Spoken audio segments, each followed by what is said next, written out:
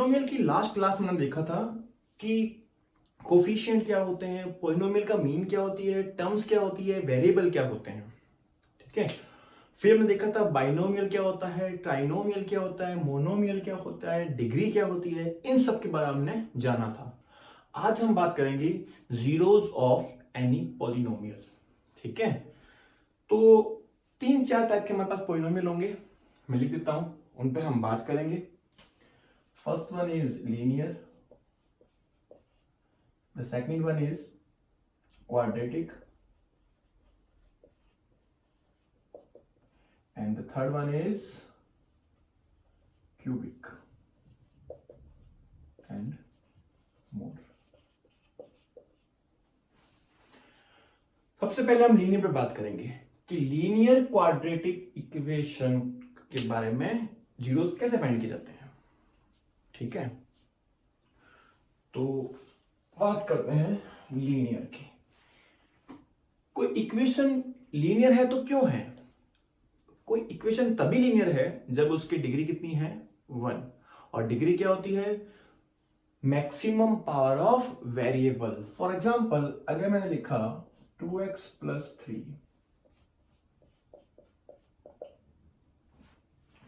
क्या ये एक पॉलिनोमियल है? Yes, it is a polynomial.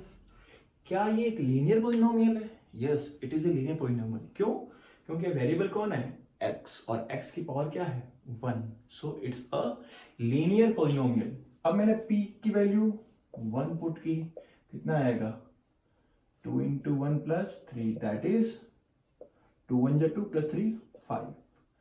p की वैल्यू मैंने -1 पुट की, क्या है आंसर? 2 × -1 + 3, that is 1। p की वैल्यू मैंने -2 पुट की, क्या है आंसर? 4, सॉरी 2 × 2 = 4 और ये -1। यानी कि पॉलिनोमियल की वैल्यू पॉजिटिव से नेगेटिव आ रही है। कहीं ना कहीं ऐसा कोई पॉइंट तो जरूर होगा जहां पे ये जीरो हो, यानी कि x की ऐसी वैल्यू जिसके लिए पॉलिनोमियल जीरो हो जाए, वो क्या होगा? Zeros of polynomial. अच्छा, जीरो किसको करना है? पॉलिनोमियल को। पॉलिनोमियल कौन सा है? ये। तो मैंने क्या किया, इस पूरे को 2x + 3 को जीरो के इक्वल रख दिया। अच्छा, किसकी वैल्यू? हमने भी कहा था x की ऐसी वैल्यू जो इस पॉलिनोमियल क्या कर दे? जीरो। तो हमें वैल्यू किसकी फाइंड करनी होगी? यहां से x की वैल्यू फाइंड कर लीजिए, सिंपल। 2x = +3 ट्रांसफर हुआ, -3, x = -3/2। यानी कि इस पॉलिनोमियल में x की वैल्यू से पहले 1 पुट किया, -1 पुट किया, -2 पुट किया, वैसे अपन क्या पुट करेंगे? -3/2। ठीक है। तो -3/2 पुट करने पे क्या हो रहा है? जीरो। तो ये क्या हो गए? Zeros of polynomial. मैंने आपको लास्ट क्लास में बताया था किसी पॉलिनोमियल की डिग्री जितनी होती है उसके जीरोस भी उतने ही होते हैं। यहां डिग्री कितनी है? 1, इसलिए मेरे पास जीरोस कितने हुए? 1। ये सब हम लास्ट क्लासेस में पढ़ चुके हैं। 9th क्लास, 8th क्लास हमने ये पढ़ा है। अब 9th और 10th का मिक्सचर हम पढ़ रहे हैं, तो 10th क्लास में फर्दर मूव करना होगा, क्वाड्रेटिक, क्यूबिक और मोर पे डील करना होगा। ठीक है। तो कुछ और एग्जांपल देख लेते हैं। जैसे मैंने कहा कि ax + b कोई पॉलिनोमियल है, इसके जीरोस फाइंड करो। जीरोस फाइंड करना तो क्या रख दो? = 0। ax = -b, x कितना आ गया? -b/a। कुछ भी एग्जांपल बनाए और कर ले। मैंने कहा कि x + 1 का फाइंड करो, x + 1 = 0, x = +1 ट्रांसफर हुआ, -1, दैट्स योर आंसर। ये बात हुई लीनियर की। अब हमारा इंपॉर्टेंट सेशन स्टार्ट होगा। अब हम बात करेंगे क्वाड्रेटिक इक्वेशन पे। ठीक है।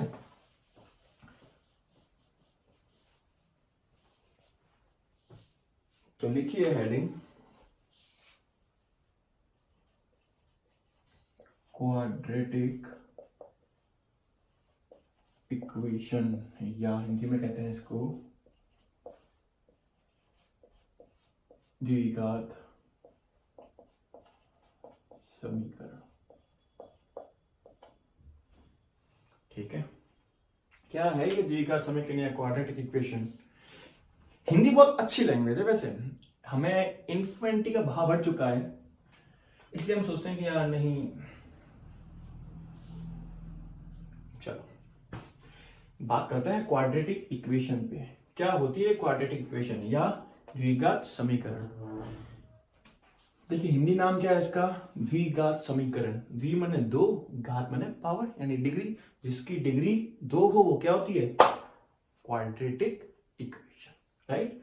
देखते हैं, जैसे मैंने कहा x square plus 5x plus 1, यहां मैंने डिग्री देखनी है। डिग्री क्या है, वेरिएबल कौन है, एक्स, एक्स की मैक्सिमम पावर 2, यहाँ 1 यहाँ 0, तो मैक्सिमम क्या होगी 2, तो इसकी डिग्री कितनी हो गई 2। इट मीन्स ये क्या है, एक क्वाड्रेटिक इक्वेशन है। अच्छा, मैंने कहा कि एक्स स्क्वायर प्लस 1, क्या ये क्वाड्रेटिक है क्या? हाँ, वेरिएबल की मैक्सिमम पावर अगर 2 है तो क्वाड्रेटिक है, नो प्रॉब्लम, ठीक है। तो ये भी क्या है, एक क्वाड्रेटिक इक्वेशन है। तो हमने क्या किया, क्वाड्रेटिक इक्वेशन को एक स्टैंडर्ड फॉर्म में राइट कर लिया, जैसे ax square plus bx plus c equal to 0। ये क्या है, standard format of quadratic equation, right. अब हम जो भी बात करेंगे वो सारी बातें इसी फॉर्मेट पे होगी, और ये चैप्टर बेहद इंपॉर्टेंट है, चाहे आप 9th में हैं चाहे 10th में हैं, 10th से फर्दर मूव कर रहे हैं, जेईई का एग्जाम दे रहे हैं। X square plus b x plus c equal to 0 quadratic equation बेहद इंपॉर्टेंट है, ठीक है। चलिए बात करते हैं। तो इसको सॉल्व करने के डिफरेंट डिफरेंट मेथड है मेरे पास। एक मेथड आप पढ़ चुके हैं, हम फिर से उन पर बात करेंगे। पहला मेथड है फैक्टराइजेशन, जिसे हम क्या कहते हैं, स्प्लिट द मिडिल टर्म। इस पर करेंगे कि फैक्टराइजेशन या स्प्लिट द मिडिल टर्म क्या सॉल्व किया जाता है, ठीक है। हम एक एग्जांपल से समझते हैं। मान लीजिए मैंने एक एग्जांपल लिखा, x square minus 2x plus 3 equal to 0, ठीक है। ये क्वाड्रेटिक इक्वेशन है, ठीक है, और हमें क्या करना है, इसे सॉल्व करना है। तो दिमाग में सबसे पहले आता है कि सॉल्व कैसे किया जाए। मैं आपको बताया कि कुछ मेथड है फिक्स, हम किस पे कर रहे हैं, फैक्टराइजेशन पे या स्प्लिट द मिडिल टर्म। हमारा जो माइंड है वो क्वेश्चन जितने करेगा उतना ही शार्प होगा, क्योंकि हर क्वेश्चन से कुछ ना कुछ सीखने को मिलता है।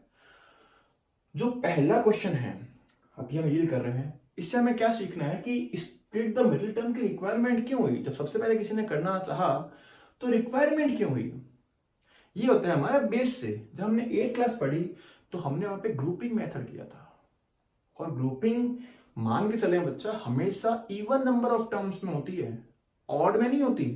3 लड़के खड़े मैंने ग्रुपिंग करो तो 2 और 1, वो ग्रुपिंग नहीं होती, तो 2 और 1 हो गया ना, 2 की हो तो ग्रुपिंग हो सकती है। तो नंबर ऑफ टर्म्स कितनी होनी चाहिए, इवन, लेकिन यहां क्या है, ऑड।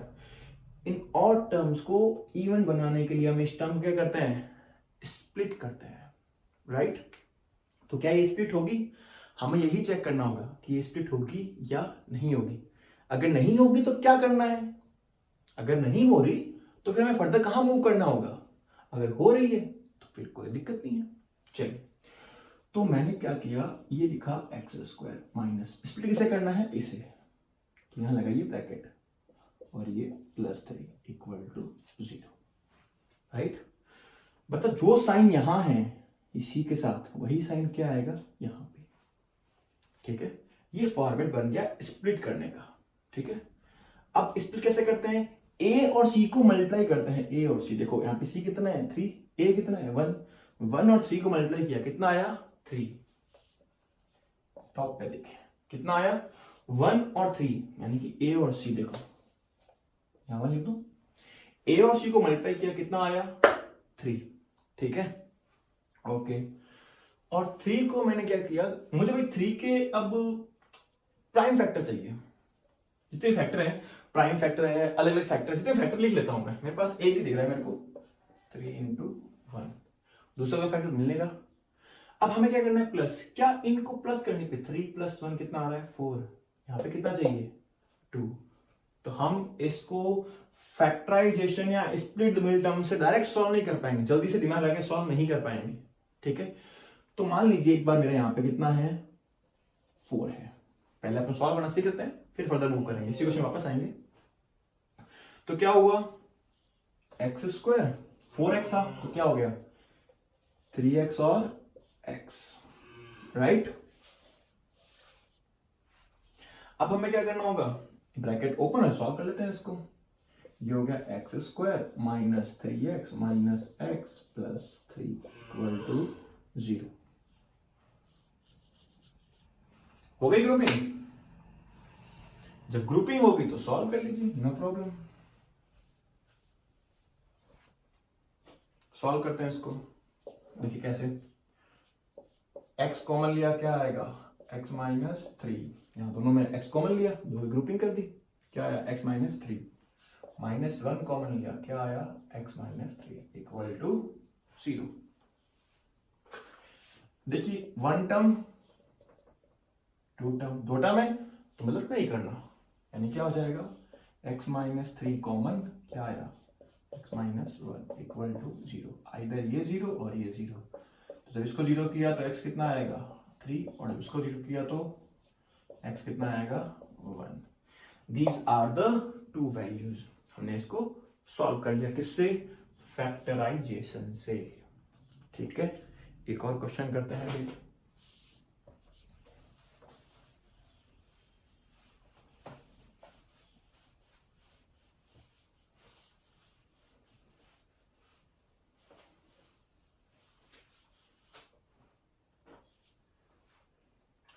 मान लीजिए क्वेश्चन मेरे पास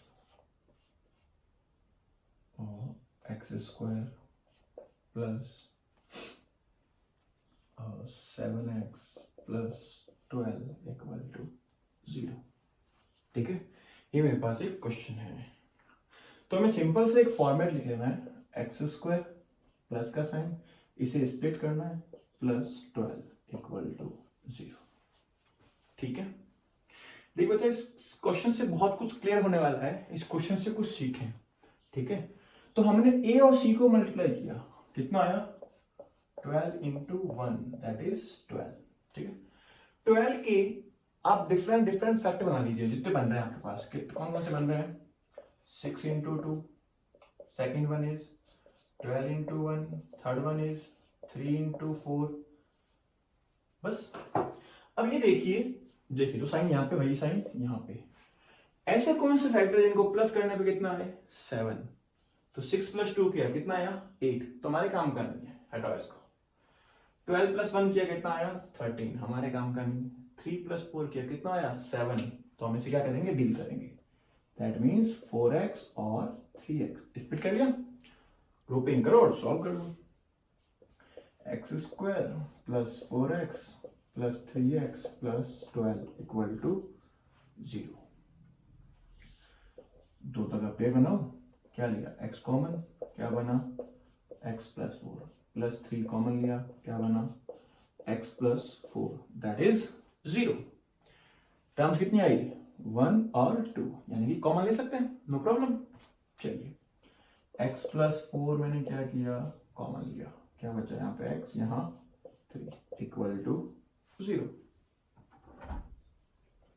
अब क्या हुआ, आइदर ये 0 और ये 0, जब ये 0 होगा तो x + 4 = 0, तो x की वैल्यू कितनी आ जाएगी -4, जब ये 0 होगा तो x = -3। These are the zeros of this polynomial, समझ आया, जीरोस फाइंड करना, सिंपल मेथड फैक्टराइजेशन। चलिए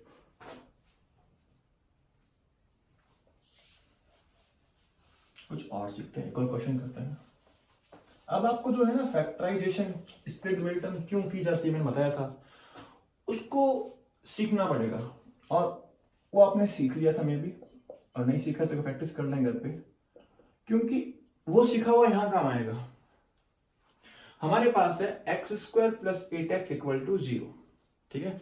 अब हमें पता है क्वाड्रेटिक इक्वेशन है तो हम क्या यूज करेंगे, फैक्टराइजेशन। और फैक्टराइजेशन क्यों किया जाता है, इस ग्रुपिंग करने के लिए। और ग्रुपिंग क्यों करते हैं, इवन नंबर ऑफ टर्म्स बनाने के लिए। बट यहाँ बच्चा 1 और 2 पहले से क्या है, नंबर ऑफ टर्म्स इवन है। जब इवन है तो मिडिल टर्म की रिक्वायरमेंट क्यों है भाई, है ही नहीं मिडिल टर्म, क्यों रिक्वायरमेंट है अपने, ठीक है।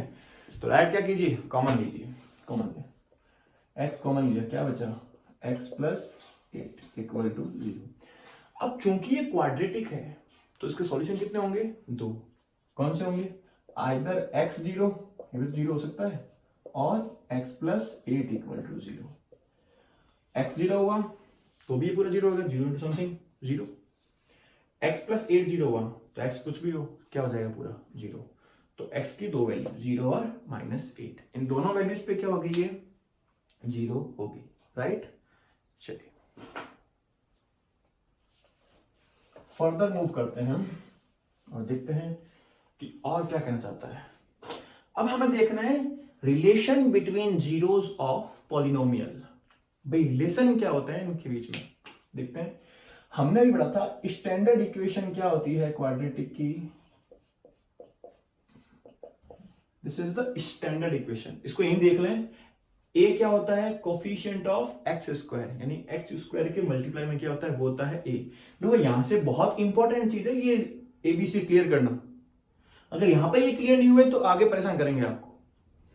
ए क्या है, एक्स स्क्वायर का कोफिशिएंट, बी क्या है, एक्स का कोफिशिएंट, और सी क्या है, कांस्टेंट टर्म, ठीक है, simple.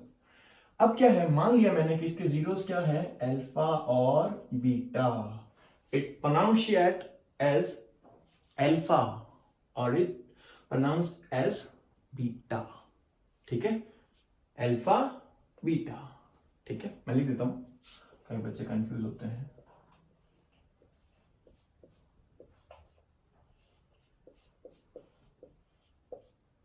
Beta, alpha and beta, कुछ नहीं, अलग अलग कॉन्स्टेंट है, ग्रीक कॉन्स्टेंट, बहुत सारे कॉन्स्टेंट आते रहेंगे आपके पास, जैसे पाई आई आपने इंट्रोड्यूस किया ना 9th क्लास में, 8th क्लास में सर्कल में पाई को, वैसे ही अल्फा बीटा बस कुछ कांस्टेंट है, इनकी फिक्स वैल्यूज हैवी है नहीं, हम मान लेंगे कहीं पे, ठीक है। तो हमने क्या लेट कर लिया कि ये अल्फा बीटा क्या है, इसके जीरोस, यानी कि अल्फा अगर मैं एक्स का पुट कर दूं तो ये क्या पूरा हो जाएगा 0, बीटा पुट कर दूं तो ये पूरा क्या हो जाएगा 0। तो इन चीजों का यूज करके हमारे मैथमेटिशियनों ने क्या निकाला, इनके बीच में रिलेशन निकाला, ठीक है। इस अपन क्या कहते हैं, sum of zeroes alpha plus beta. Zeroes क्यों है, दो है भाई, अल्फा एक बीटा, क्यों है, क्वाड्रेटिक है इसलिए, ठीक है।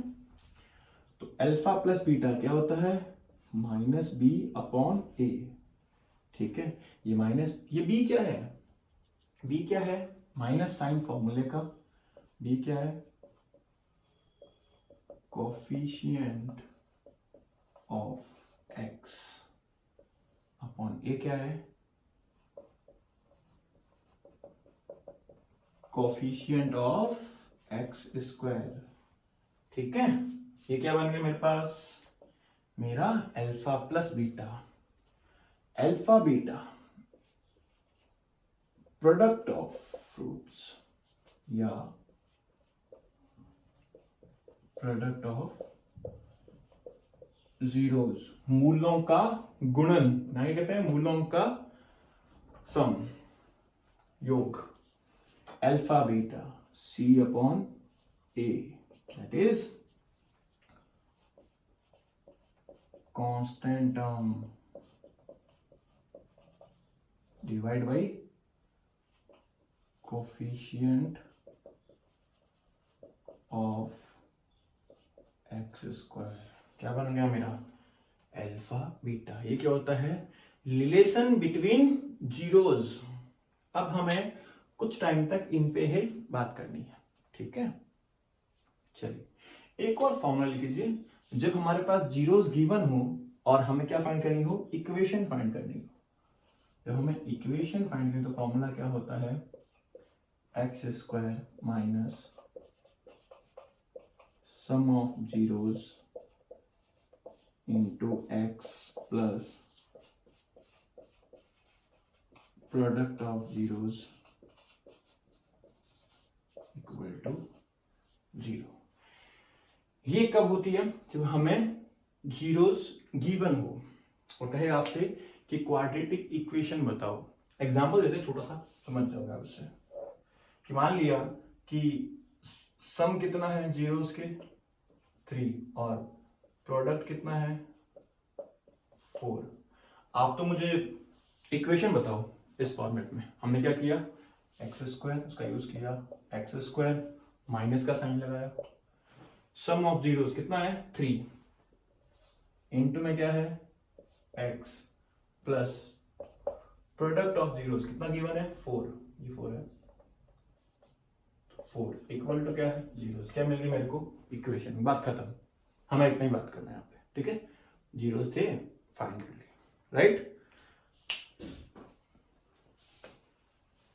ये नोट कर लीजिएगा आप, हम पे बात करने वाले हैं अभी।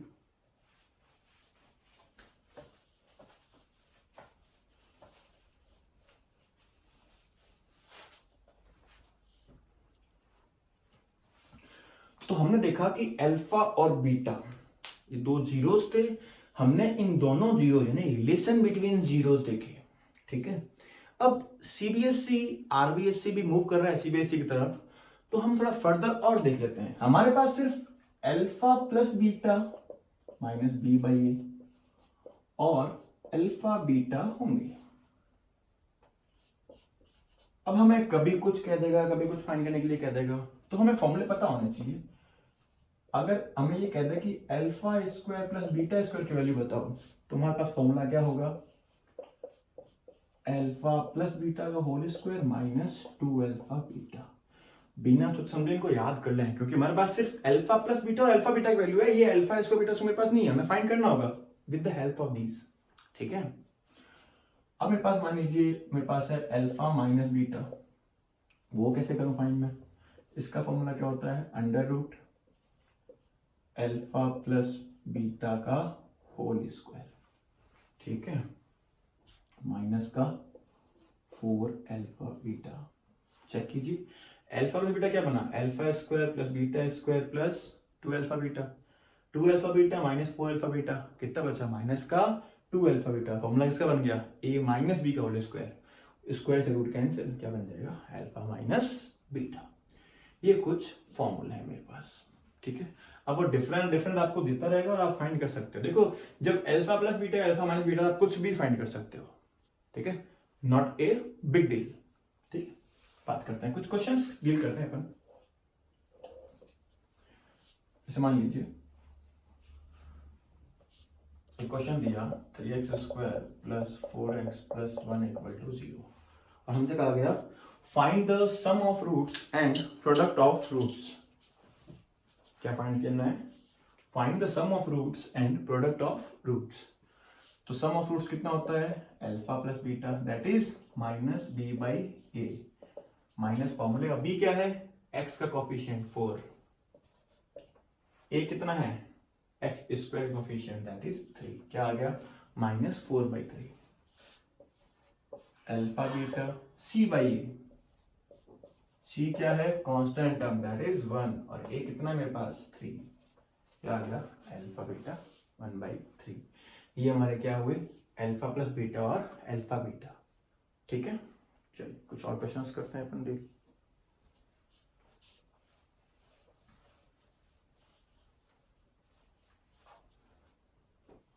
आपसे कह दे कि find the equation whose zeros are given as 3 and 4। अब मैंने कहा है जीरोस गिवन है, सम या प्रोडक्ट नहीं बोला है, यानी कि ये क्या हो जाएगा मेरा अल्फा और ये क्या हो जाएगा मेरा बीटा, और हमें क्या फाइंड करना होगा अल्फा प्लस बीटा और अल्फा इंटू बीटा। तो हम फाइंड कर लेते हैं अल्फा प्लस बीटा, कितना हुआ 3 + 4 दैट इज 7, अल्फा बीटा 4 3 12। अब फाइंड क्या करनी है इक्वेशन, अभी आपको लिख के दी थी, क्या होता है formula x square minus sum कहाँ है 7 into x plus product 12 equal to 0। तो इक्वेशन क्या आ गई, x square minus 7x plus 12 equal to 0। ये आ गई मेरे पास क्वाड्रेटिक इक्वेशन। ये सिंपल सा जीरोस में रिलेशन था, ठीक है।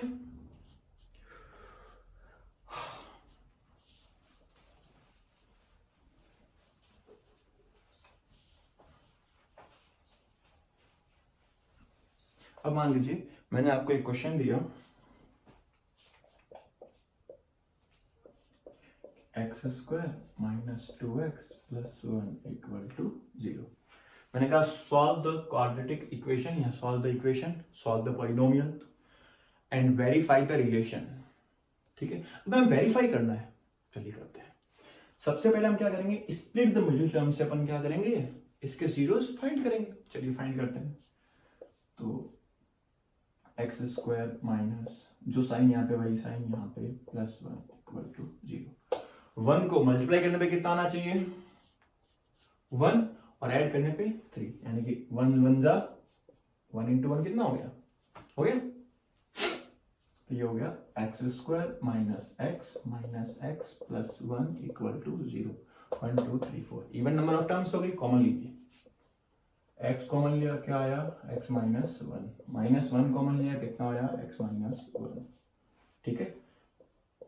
x माइनस 1 कॉमन लीजिए, कितना आएगा, x माइनस 1, मतलब यहां से भी कितना आएगा 1 और यहां से भी कितना आएगा 1। दोनों जीरोस कौन से हैं, 1,1। ये हमने फाइंड किया। अब हमें वेरीफाई करना है। तो यहां से देखो प्रोडक्ट ऑफ जीरोस कितना आ रहा है, 1 इंटू 1, प्रोडक्ट किया 1 इंटू 1 दैट इज 1, सम किया कितना आ रहा है, 1 प्लस 1 इक्वल टू 2, ठीक है। अब हम अपने फॉर्मूले से चेक करते हैं कि भाई अल्फा प्लस बीटा क्या होता है, माइनस बी अपॉन ए, माइनस बी अपॉन ए। तो माइनस बी की वैल्यू कितनी है, माइनस 2 अपॉन 1 दैट इज 2। क्या सेम है क्या दोनों का, यस। फिर क्या हो गया, वेरीफाई। अगर ये सेम नहीं होते इट मींस क्या होता है, इट इज नॉट वेरीफाइड, ठीक है। अल्फा बीटा करना है, कर लीजिए, कोई दिक्कत नहीं है। ये लीजिए, क्या होता है फॉर्मूला, सी अपॉन ए। सी कितना है, 1 अपॉन ए कितना है 1, कितना आया 1। क्या प्रोडक्ट 1 था क्या यहाँ पे, यस बिल्कुल सही। इट मींस हमें क्या करना होगा, रिलेशन को वेरीफाई भी करना हो सकता है। ये सिंपल सा कंसेप्ट था हमारे पास, किस पे, फैक्टराइजेशन पे। अपन फर्दर मूव करेंगे सॉल्व करने का दूसरा तरीका, जहां हमने देखा था कि भाई कभी कभी फैक्टराइजेशन या स्प्लिट टर्म क्लिक ही नहीं करता कि क्या करें, हमें क्या करना चाहिए, पता नहीं चलता। जैसे अपन ने एक क्वेश्चन किया था फर्स्ट स्टार्टिंग में, 2 को 4 किया था हमने कहा था इस पे बाद में बात करेंगे। हम उसी क्वेश्चन पे बात कर रहे हैं, ठीक है। तो क्वेश्चन था कुछ ऐसा, x square minus 2x plus 3। इनको मल्टीप्लाई करने पे कितना आना चाहिए था, 3, और ऐड करने पे 2, जो कि स्प्लिट मिडटर्म या फैक्टराइजेशन में दिख नहीं रहा था कि कैसे होगा, ठीक है। इसको सॉल्व करने के लिए हमारे एक महान गणितज्ञ आए जिनका नाम था श्रीधर आचार्य, और उन्हीं के नाम पे इसका क्या रख दिया मेथड, श्रीधर आचार्य मेथड। तो अब हम बात करेंगे श्रीधर आचार्य मेथड।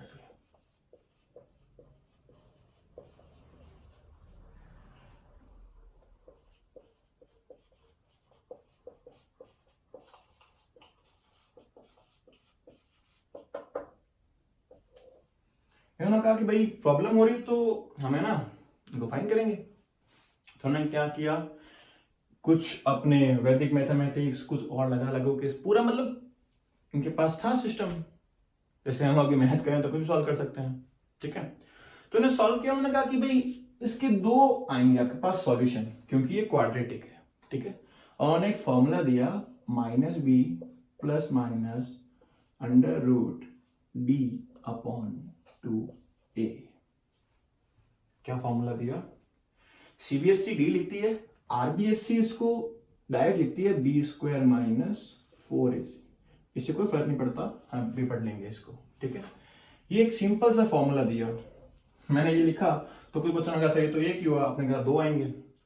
बच्चा प्लस माइनस साइन है, एक बार प्लस साइन लेंगे, उन्होंने एक साथ लिखा है। एक्चुअली ये है क्या, ये कुछ ऐसा है, पहला x1 ये रहा, और x2 क्या होगा, minus b minus under root b square minus 4ac upon 2a। तो एक बार प्लस साइन और एक बार माइनस साइन, ठीक है। कितने हो गए, 2, एक और 2। ये दोनों किसके होंगे, इसके जीरोज होंगे। ठीक है, अब जो बात करेंगे हम श्रीधर आचार्य मेथड पे करेंगे। ठीक है, तो बात करते हैं श्रीधर आचार्य। मैंने पहले भी कहा था कि बच्चा इसको क्लियर करें कि ए बी सी क्या होंगे आपके पास। ठीक है ना, तो यहां लिख देता हूं मैं, फिर इसको सॉल्व करेंगे। ए की वैल्यू हो गई 1, बी की वैल्यू हो गई -2 और सी की वैल्यू हो गई 3। ठीक है, अभी थोड़ी देर पहले मैंने लिखा था डी, इसे अपन कहते हैं डिस्क्रिमिनेंट। क्या कहते हैं, विवेचक, विवेचना करने वाला, बताने वाला। क्या बताएगा, बाद में बात करेंगे क्या बताएगा, बट डिस्क्रिमिनेंट कहते हैं इसको। और इसकी वैल्यू कितनी होती है, b² - 4ac, ये होता है अपना d। तो हम पहले इसकी वैल्यू फाइंड कर लेते हैं, b² - 4ac की। क्यों कर रहे हैं ये सब, अपन 10 मिनट की क्लास में चल जाएगा, आपको 10 मिनट वेट करें। तो ये हुआ b² - 4ac, b की वैल्यू -2 का स्क्वायर -4, a कितना है, कहां गया 1, और c कितना है 3। चलिए, -2, 2 का स्क्वायर 4 -4 3 = 12, कितना आया आंसर -8। ठीक है, अब अगर मूव करें हम कहा आगे, जो अपन ने जीरोस फाइंड करना, हमें तो जीरो फाइंड करने से मतलब है, डिस्क्रिमिनेंट। ठीक है, -8 आया। ठीक, तो x लिखा -b + -d/2a, पुट किया वैल्यूज, -b कितना है -2, तो माइनस माइनस क्या हो गया +2, साथ में प्लस माइनस साइन, ये आया -8/2a, a कितना है 1, 2 1 जा 2, 2।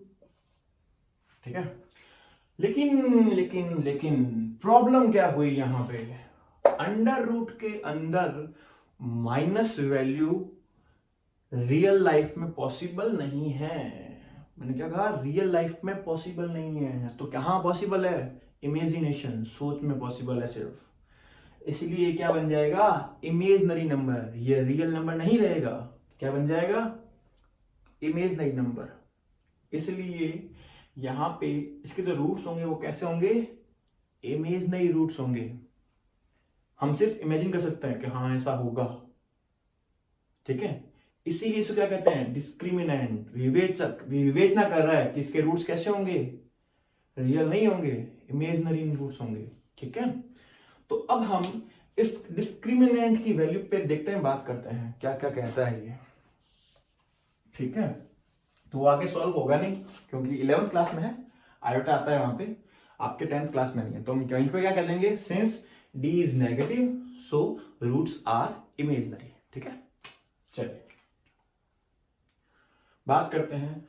अब ये है 20 के -4 यानी d।